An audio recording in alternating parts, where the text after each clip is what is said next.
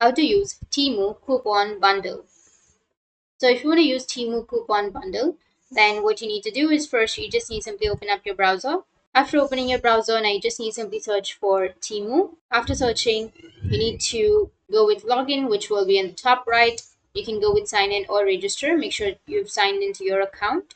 Once you've signed in, you just need to simply go with your profile, which is on the top right. Once you click on a profile here on the left side, you will have coupons and offers. You need to click on it. From here, you just need to simply enter the coupon code and then apply, and you can use the coupon. Or you will also have the name or the code of your coupon. So once you have the uh, code, you just need to simply go with your orders, or you can go with add to cart, select a product, and add them to the cart. And you just need to simply go with your cart. And once you've selected, you just need to simply go with checkout, which is on the right side. After going with checkout, you need to go with your country or your region, and it will ask you if you have any coupon codes.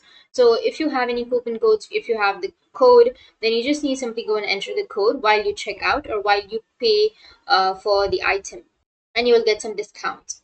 So that's it. And if you have any questions, feel free to comment below. Thanks for watching.